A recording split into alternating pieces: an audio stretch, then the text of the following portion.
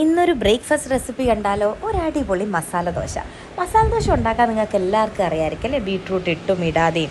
ഇത് നമ്മുടെ Indian coffee house masala ദോശയാണ്. അതായത് ബീട്രൂട്ട് ഇട്ടിട്ടുള്ള റെഡ് കളറിലുള്ള മസാലയുള്ള മസാല ദോശ.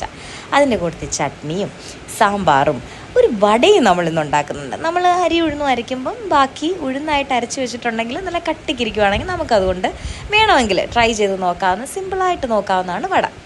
ആ കുട്ടികളൊക്കെ ഉണ്ട്, വട ഇഷ്ടമുള്ള കുട്ടികളൊക്കെ ഉണ്ടെങ്കിൽ അവർക്കൊക്കെ കൊടുക്കാമല്ലോ. എന്തായാലും സാമ്പാറും മസാല ദോശയും ചമ്മന്തിയും വടയും ഒക്കെ ഇഷ്ടമല്ലാത്ത ആരാ ഉള്ളതെന്നുകൊണ്ട് പറയണം കേട്ടോ. എല്ലാവരുടെയും ബ്രേക്ക്ഫാസ്റ്റിൻ്റെ മെയിൻ ഒരു ഐറ്റം ആയിരിക്കും ഈ പറഞ്ഞ കോമ്പിനേഷൻസ്.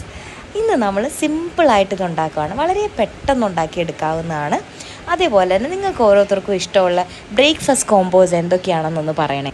മസാല ദോശയ്ക്കകത്ത് നമുക്ക് ഇഷ്ടമുള്ള എന്ത് വേണേലും ആഡ് ചെയ്യാമല്ലോ. ഇപ്പം നമുക്ക് പനീർ ഉണ്ടെങ്കിൽ പനീർ ആഡ് ചെയ്യാം, ഈവൻ ചിക്കൻ ഉണ്ടെങ്കിൽ ചിക്കൻ ആഡ് ചെയ്യാം, ചീസ് ഉണ്ടെങ്കിൽ ചീസ് ആഡ് ചെയ്യാം.